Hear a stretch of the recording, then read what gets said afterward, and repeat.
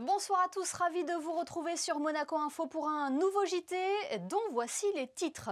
Nous avions suivi il y a près de 6 ans maintenant son tour du monde en avion solaire. Bertrand Piccard n'a depuis jamais cessé son investissement pour la protection de notre planète. Le président de la Fondation Solar Impulse sera avec nous pour aborder ses tout derniers projets. Nous nous sommes également intéressés ce soir à la justice de notre pays et plus précisément à l'ordre des avocats du barreau de Monaco. Quel est son rôle ? Comment la crise a impacté ses missions et quels sont ses dossiers pour l'année 2021 ? Tous ces points seront détaillés par le bâtonnier Régis Bergonzi. Nous parlerons également culture dans ce journal avec la prochaine exposition du NMNM de l'artiste japonais Shimabuku. Et nous vous proposerons en fin de journal un focus sur le conte Ori de Rossini, présenté à l'Opéra de Monte-Carlo. Mais avant cela, je vous l'annonçais en titre, Bertrand Piccard ne cesse de développer ses projets en faveur de l'environnement. À travers sa fondation Solar Impulse, il s'est lancé le défi de sélectionner 1000 solutions rentables pour protéger notre planète. Et ce n'est pas son seul projet. Bonsoir Bertrand Piccard. Bonsoir, comment ça va? Bien, merci, et vous? Excellent. Bertrand, pour vous, il est possible de lutter contre le changement climatique tout en générant des profits, hein. Absolument, et ça c'est quelque chose qu'il faut apprendre à faire maintenant, c'est à parler le langage de ceux qu'on veut convaincre, c'est-à-dire le monde politique et le monde économique, le monde industriel. Il résonne en termes de création d'emplois, en termes de profit, et il faut montrer aujourd'hui que les solutions existent pour à la fois créer de l'emploi et faire du profit et protéger l'environnement. Et c'est ce que nous faisons avec la Fondation Solar Impulse maintenant depuis plusieurs années. Et c'est le message que vous avez souhaité transmettre en lançant vos 1000 solutions efficientes pour protéger la planète, hein. Exactement, j'ai toute l'équipe de la Fondation qui travaille avec des innovateurs et aussi des grandes entreprises dans le monde entier depuis des années. Et nous arrivons très très bientôt, d'ici quelques semaines, à la 1000e solution labellisée comme rentable pour protéger l'environnement. On va bien sûr pas s'arrêter à 1000, on va continuer parce qu'il y a encore plusieurs centaines de solutions qui sont dans le pipeline de nos experts, mais ça montre qu'il y a beaucoup de solutions, énormément de façons de prouver que la protection de l'environnement rapporte plus que la destruction de l'environnement et qu'on peut totalement réconcilier l'économie et l'écologie. Le but, c'est surtout de présenter ce portfolio de solutions aux dirigeants et aux chefs d'État, hein. Exactement. Montrer le portfolio, 1000 solutions et plus bientôt, et puis tout un moteur de recherche à l'intérieur de cet outil qu'on appelle le guide des solutions et qui permet pour chacun, que ce soit un individu, une entreprise, une région, un pays, d'aller chercher ses besoins. Bertrand, vous n'êtes jamais avare de nouvelles missions. Parlez-nous de ce nouveau projet avec un constructeur automobile dont vous êtes devenu l'ambassadeur, la promotion de la voiture électrique dans le sport auto, c'est ça ? Voilà. Vous savez, la voiture électrique, pendant longtemps, c'était une anecdote. C'était pas assez d'autonomie, pas assez de vitesse, c'était pas beau, c'était un peu la voiture de l'écolo qui n'avait pas de succès. Et aujourd'hui, c'est complètement autre chose.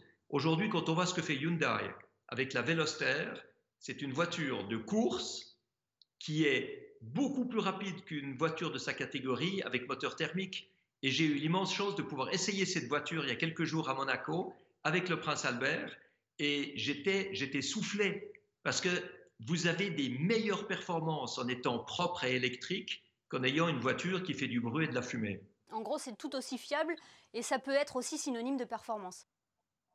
Mais c'est plus de performance et maintenant ce qu'il faut, c'est vraiment montrer que c'est attrayant. Et le sport automobile, surtout à Monaco, avec cette tradition extraordinaire de vitesse et de technologie, eh bien, il y a aussi la passion du Prince Albert pour l'environnement. Eh bien, maintenant, ça peut se mettre ensemble. Et un nouveau défi vous attend à présent, très prochainement, au mois de mars, je crois, à Val Thorens, c'est ça ? Alors, à Val Thorens, c'est une tentative de record avec une Hyundai Nexo. Alors, la voiture de série, là, c'est plus une voiture de course, c'est une voiture de série à hydrogène. Il faut bien sûr que l'hydrogène soit fait de manière propre, avec des énergies renouvelables, et ça permet comme ça de transformer cet hydrogène dans une pile à combustible pour alimenter un moteur électrique. Alors, j'ai fait il y a 2 ans le record du monde de distance sur route avec une Hyundai Nexo, avec 6 kg d'hydrogène. J'ai fait pratiquement 800 km. Maintenant, ce sera un peu autrement. Ce sera en conditions extrêmes sur le circuit de Val Thorens Ce sera Adrien Tambay, le fils de Patrick Tambay, qui était pilote de Formule 1, qui a couru à Monaco plusieurs fois. Lui va essayer de tourner pendant 6 heures en endurance avec cette voiture à hydrogène et il prendra un certain nombre de passagers. Moi, je ferai la dernière étape avec lui. C'est la performance et l'environnement ensemble, combinés. Dernière question, Bertrand Piccard. Comment voyez-vous le monde d'après pour l'environnement, celui d'après cette pandémie?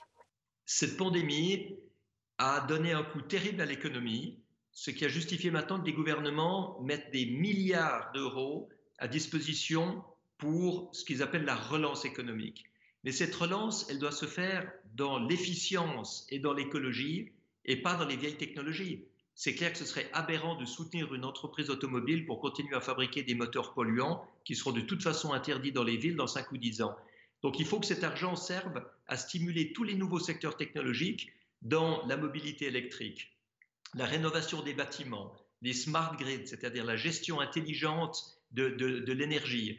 Il faut que partout, on ait une efficience, une économie d'énergie et qu'on ne soit pas, comme dans le monde d'avant le Covid, un monde gaspilleur où 75% de l'énergie, 50% de la nourriture, 95% des déchets soient perdus. Même les déchets sont perdus. Donc, ce que je vois, c'est que si on n'apprend rien de la crise, on refera ce qu'on avait avant et on aura un monde fragile, inéquitable, dangereux, polluant et inefficient, ou alors on fabrique un nouveau monde, une nouvelle infrastructure pour tous les pays dans lesquels on sera efficient, beaucoup plus propre, on aura plus d'emplois créés et on aura beaucoup plus de rentabilité. Merci beaucoup Bertrand Piccard d'avoir été avec nous ce soir.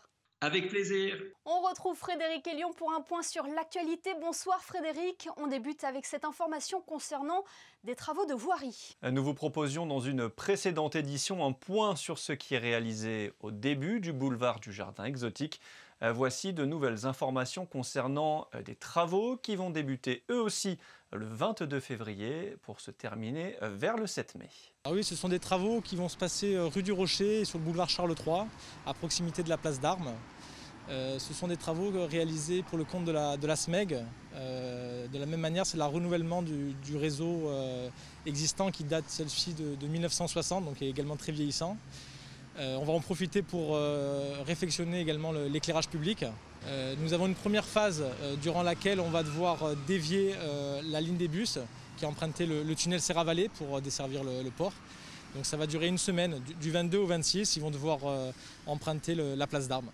On passe Frédéric à cette aide du gouvernement princier dans le cadre du plan de relance en principauté. Si vous désirez changer vos fenêtres, vous pouvez bénéficier d'une subvention allant jusqu'à 400 € et 40% du montant TTC des travaux par fenêtre. Un bonus de 5% d'aide est accordé si les travaux sont réalisés par une entreprise monégasque. Et on termine par cette belle initiative de l'AS Monaco Volleyball. Des jeunes du club se sont rendus au Grimaldi Forum hier après-midi pour remettre des fleurs au personnel mobilisé du centre de vaccination. Une belle manière de les remercier pour leur engagement au quotidien. Merci Frédéric. Il est temps à présent d'accueillir notre deuxième invité. Il s'agit du bâtonnier de l'Ordre des avocats. Avec lui, nous allons évoquer l'année 2020, mais aussi aborder les grands dossiers à venir. Bonsoir Régis Bergonzi. Bonsoir Émilie Rousseau. Tout d'abord, monsieur le bâtonnier, vos missions sont vastes, mais quel est le rôle du Conseil de l'Ordre des avocats? Le Conseil de l'Ordre des avocats représente la profession des avocats ici en Principauté de Monaco. Il doit défendre cette profession. Il est aussi interrogé sur des textes susceptibles d'intéresser notre profession ou que nous pratiquons, comme les règles de procédure. Et nous avons aussi un rôle disciplinaire pour s'assurer du bon respect de nos règles déontologiques par les membres de l'ordre. Alors, quelles sont les règles de déontologie des avocats? Elles sont nombreuses et tous les avocats les connaissent précisément. Mais par exemple, on pourra citer les questions de succession d'avocats dans un même dossier ou alors la question des conflits d'intérêts. Il y a combien d'avocats à Monaco? Vous avez d'ailleurs organisé sans encombre l'examen d'entrée au barreau? Nous sommes actuellement 31 et dans quelques jours 32 avocats défenseurs, avocats et avocats stagiaires en Principauté de Monaco. Une jeune juriste vient tout juste de réussir l'examen du barreau et va donc accéder à notre profession. Et l'année dernière, une autre consoeur a également réussi l'examen du barreau et donc est venue renforcer nos rangs. 2020 aura été une année particulière, monsieur le bâtonnier. Comment cette crise a impacté votre travail? Quelles leçons en tirer? Il a fallu, au tout début, au mois de mars, il a vraiment fallu que nous essayions de trouver des solutions qui ne tenaient que tout au plus 24 heures. Et tous les jours, il fallait essayer de s'adapter un peu mieux pour arriver à reprendre le contrôle sur la situation. Le palais de justice a été très limité dans ses accès pendant un certain temps.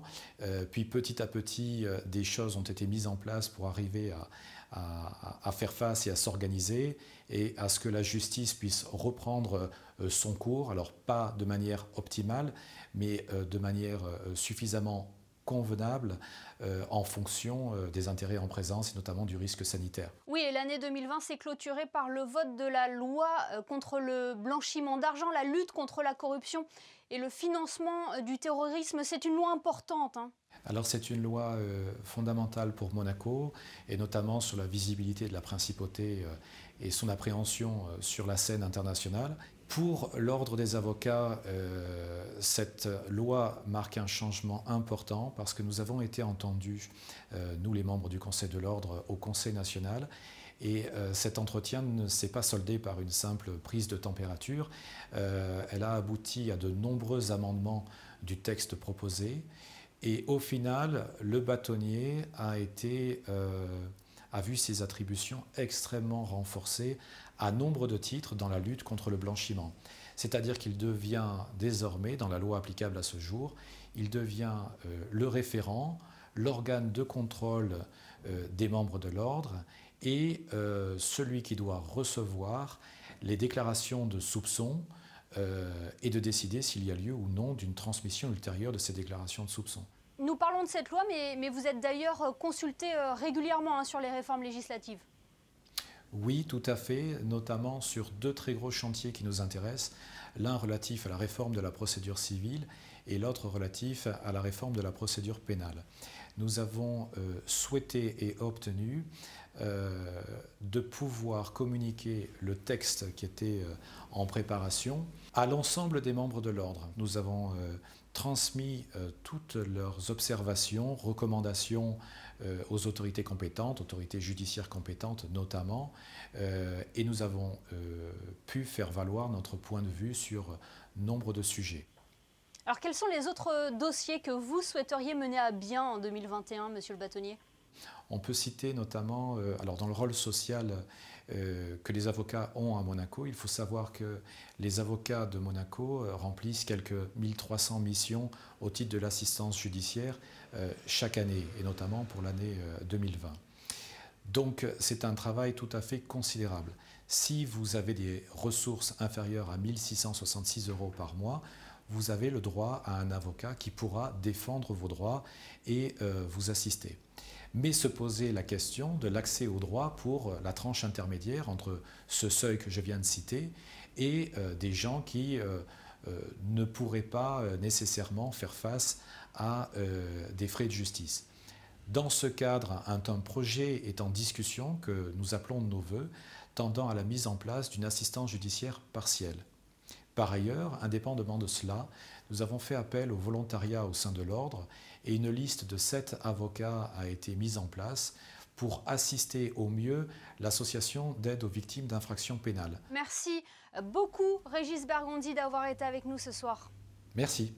Ouvrons une page culture à présent et commençons par cette exposition qui ouvrira ses portes au public demain, vendredi 19 février.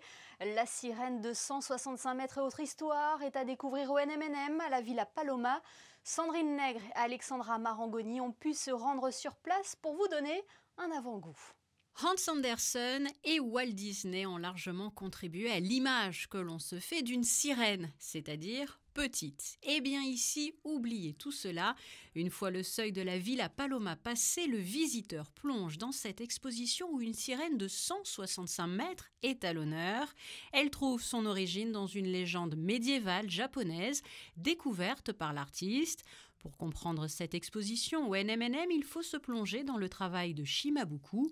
En 1998, il commence son œuvre. Donc à Monaco, évidemment, on a absolument tenu à impliquer les acteurs locaux. Et l'idée, c'était de faire vivre cette légende traditionnelle japonaise en la liant à certaines traditions monégasques.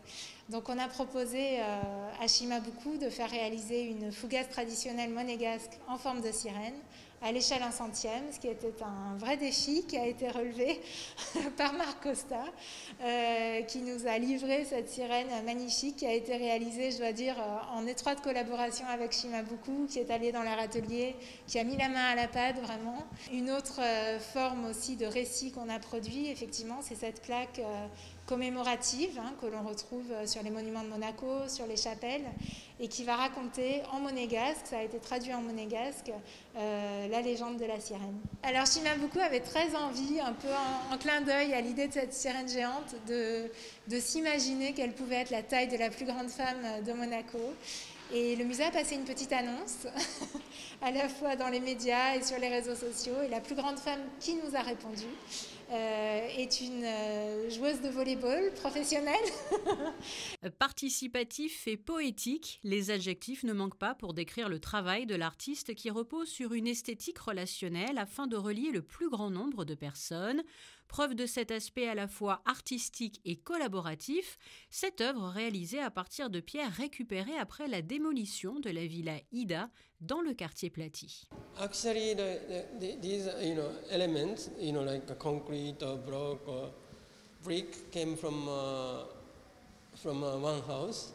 Of course, they had to throw away somewhere, but I wanted to give another life to the things, it has to throw them away. Montréal, Sydney et Monaco, l'artiste a demandé à de nombreuses personnes de s'approprier la légende de cette sirène afin de lui donner une nouvelle forme et de poursuivre sa légende. Ici, en principauté, les enfants ont aussi été sollicités. Cette salle est ainsi le fruit de leur interprétation à découvrir jusqu'au mois d'octobre. Culture toujours, Rossini a souvent été joué à l'Opéra de Monte-Carlo, mais cette œuvre n'a jamais résonné en principauté. L'orchestre Les Musiciens du Prince, dirigé par Jean-Christophe Spinozzi, présente à partir de demain le Contori, avec dans le rôle de la comtesse Adèle, Cecilia Bartoli. La mezzo-soprano est également entourée d'une très belle distribution. José Sacré, Serge Prémont et Louis Borgia ont assisté à la Générale. C'est notre Focus Info du jour.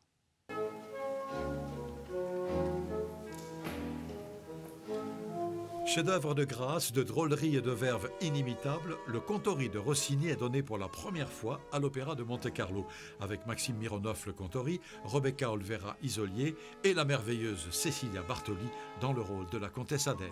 Quand je suis venue ici la première fois, quand j'étais toute jeune, le Mordeler, M. Mordet m'avait invité. Lui, il avait fait déjà plusieurs opéras de Rossini, mais c'est vrai que je pense que ce sera la première fois, et je me réjouis parce que c'est, comme je disais avant, c'est une chef-d'œuvre absolue. Et on a aussi un cast exceptionnel et metteur en scène, et les metteurs en scène, bien sûr, Patrice Courrier-Moscheller, avec lequel j'ai déjà travaillé plusieurs fois, qu'ils ont fait un travail magnifique. Spinozzi, le chef d'orchestre, qui joue pour la première fois, qui dirige l'orchestre Les Musiciens du Prince pour la première fois. Alors c'est une très belle, je pense que c'est une chose très, très belle et très importante, oui.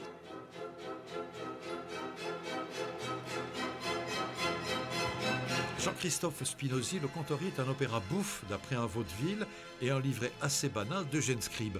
Mais quelle musique! C'est toute l'histoire du monde, je ne dis rien, mais ce Contori qui veut, dans les 2 actes, avec ses amis, absolument rentrer dans le château de la comtesse pour avoir la comtesse et toutes ces dames, et boire le vin de la cave, c'est le sujet de l'opéra. Et à chaque fois, finalement, il n'y arrive pas. Mais non, voilà. Donc, je suis d'accord avec vous.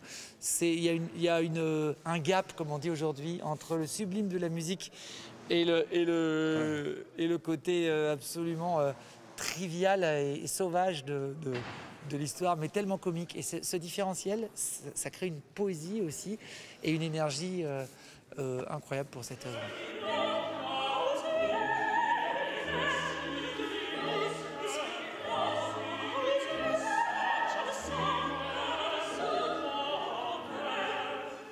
quelle musique. Là, c'est une chef-d'œuvre absolue. Moi, c'est une des opéras préférées que j'aime de Rossini. Et je chantais plusieurs opéras de Rossini. Je dois dire que celle-là, du début jusqu'à la fin, c'est vraiment en crescendo jusqu'à la fin. Et musicalement, pour chaque chanteur, vraiment, et Rossini a écrit des airs magnifiques et des ensembles magnifiques aussi. Il y a le trio, par exemple, dans le deuxième acte. C'est un moment de grâce, vraiment. Il était dans un état de grâce pure.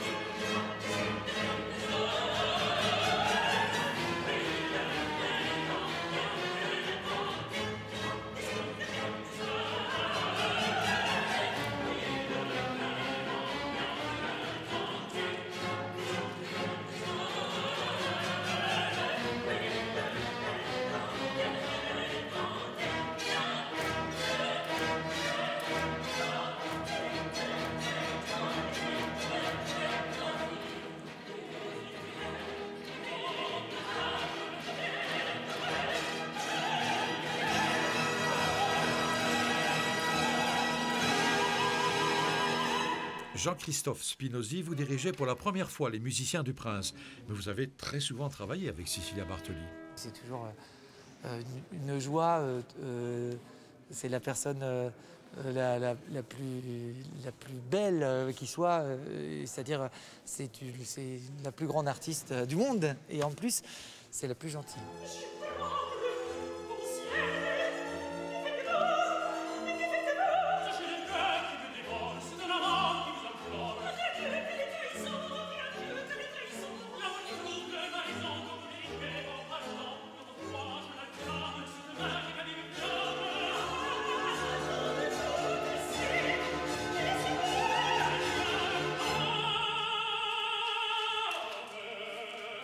Cet opéra devait être donné l'an dernier. C'est le confinement qui a tout arrêté. Évidemment, heureusement, vous avez la possibilité de le doigt encore. C'est la première, c'est après-demain. De nous l'offrir cette année. Mais vous savez qu'à Monaco, depuis le mois de novembre, décembre, tout était presque normal côté spectacle, avec bien sûr des conditions sanitaires particulières. Qu'est-ce que vous pensez de cette, en quelque sorte, résistance de Monaco face Moi, je pense que ça, c'est incroyable.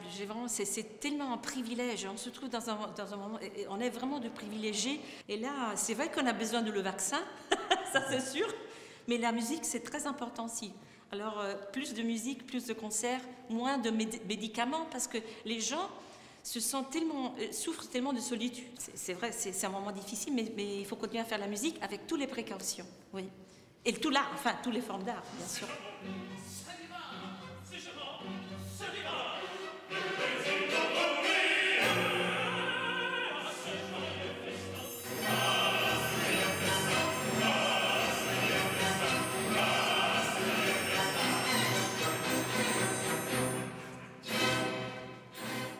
Le Contori de Rossini à découvrir donc dès le 19 février à l'Opéra de Monte-Carlo. On passe aux prévisions météo. Quelle est la tendance pour la journée de vendredi, Frédéric? Une belle journée, Émilie, avec du soleil et quelques nuages qui ne viendront pas altérer le beau temps. Le thermomètre affichera 8 degrés le matin et 14 l'après-midi. Le soleil se lèvera à 7h22 pour se coucher à 18h06. Vendredi 19 février, nous fêterons les Gabins. Merci Frédéric. Ce journal est à présent terminé. Merci de nous avoir suivis. L'information continue sur nos réseaux sociaux. Je vous donne rendez-vous demain, même chaîne, même heure, pour un nouveau JT. Nous parlerons notamment de l'initiative de l'AS Monaco Rugby qui propose une activité sportive pour tous. On se quitte justement sur les images de Michael Alési. Belle soirée à tous et à demain sur Monaco Info.